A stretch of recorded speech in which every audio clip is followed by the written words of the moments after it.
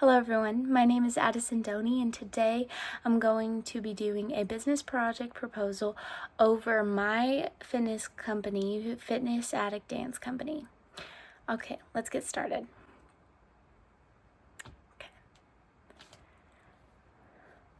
First things first, the fitness company would be placed in Cape Girardeau, where it would include targeted fitness classes that would allow for numerous different people of different body types to be able to come, and it would encourage movement in a new, fun, and exciting way.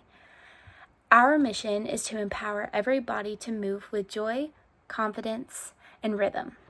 Through high energy dance classes, our mission is to make fitness feel like a celebration, one beat, one step, and one smile at a time. The business is currently waiting for further investigation. Our business description. So essentially, the classes would go about 7 days. It would go 7 days a week, and patrons who would have memberships would be able to come and go as they please. It would include multiple different classes of different dance varieties, and this would allow for flexibility on a person's fitness journey. This would be an encouraging environment to allow different members to feel confident in whatever fitness class that they choose to pursue. There would be 3-month, 6-month, and year-long memberships, and they would all cost differently. There would be all-day passes as well, so that people would be able to come in and have a day pass to experience what it's like so they can test the waters for future. The goal is to see profit by year 5 of the business through its continuing journey.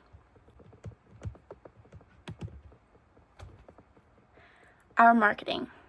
So for this, I did the PESO method, which would be paid media, earned media, shared media, and owned media, and the different types of media and things that would be marketed for this company. Paid media would include social media promotions and billboards across Cape Girardeau to showcase the company in its entirety. Earned media, we would focus on spreading the word by mouth through the different civilians and patrons of Cape Girardeau and allow for an uprise and an uproar of what they speak about it. For shared media, it would encourage people to post about the business through hashtags that we would endorse, such as hashtag Fitness Addict Dance Company. And then through owned media, create different short form videos such as TikToks, Instagram Reels, YouTube Shorts, things of that nature, to maintain eye-catching visuals through social media for people to want to learn more about the company and its branding. Operations and support. So for this, we have different technical requirements such as a front desk, a cash registers and speakers, all the things that are very necessary for a fitness company as this one is. A tagging system will need to be created so that members are able to scan in their IDs. For example, a CAD tag that the individual would get. They'd be able to buy a membership, get the tag, come in, scan, and we would know that their membership whenever it pulls up on the computer. Next, let's talk about our management team. So for our management team, we would need about 2 managers that would be able to work full-time, that we could split throughout the week so that they would be able to manage the stores, because it is a 7-day-a-week open store. And this would allow 5 to 10 fitness instructors depending on the number of classes, the number of rooms, and the architecture of the building that would be purchased for this.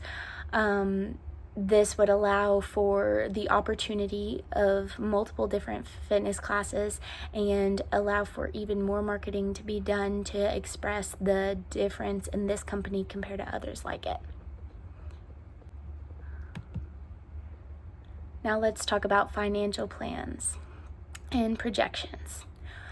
Ideally, for most fitness companies that are startup fitness companies, the idea is that they will be able to get profit by a 5-year margin, and they will be able to maintain that profit afterwards. So in the next slide, we will look further into the income statement and the balance sheet that would back up these claims if certain investments and investors came in and made that possible. As for the needs, we need investors, consumers, friends, and family donations that would allow for this business to get off the ground. As previously stated in the beginning, the business is currently waiting for further investing to further get into this business.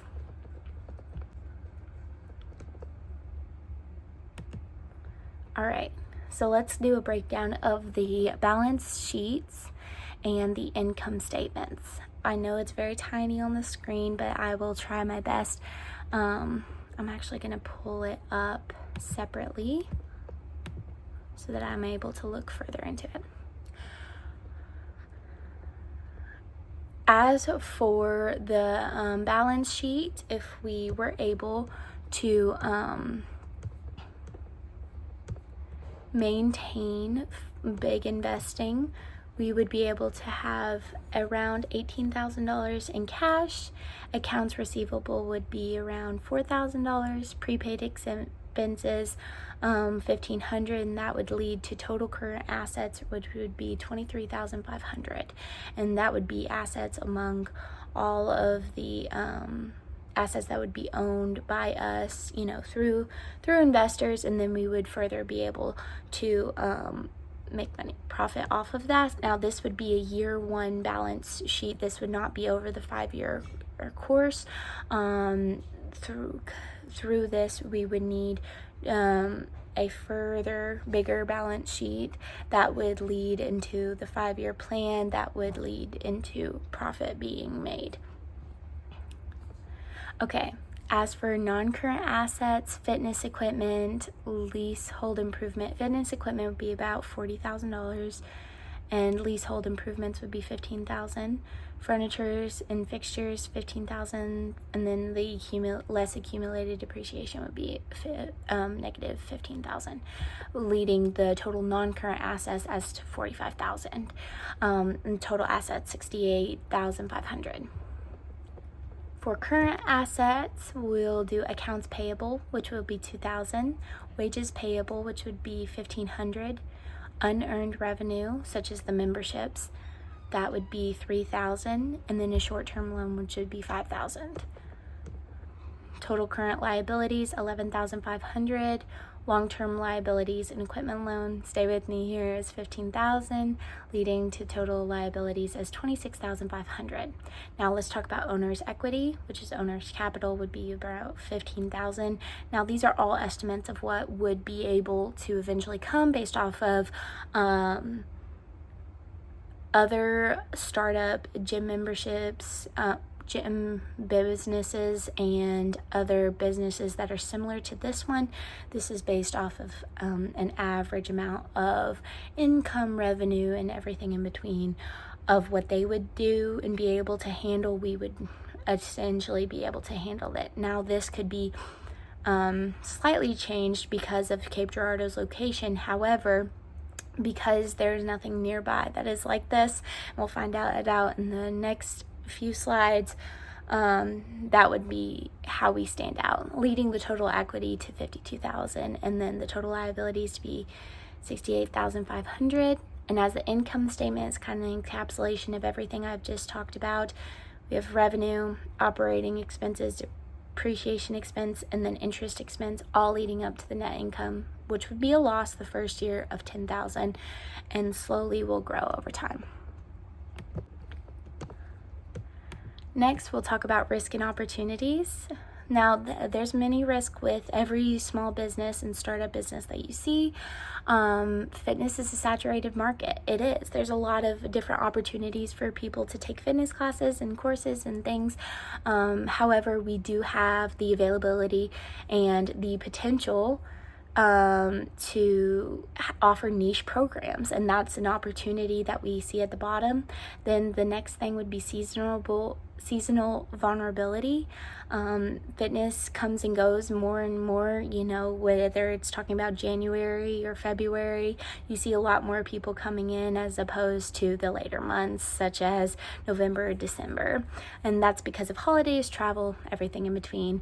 However, we do have the finance set up, the longevity of it, and that would be a pro to that. All right. And then the appendix, you know, obtain financial investments, renovate and construct the location, then do integrate marketing strategies, and last, you know, focus on making profit for this new business. Thank you for your time.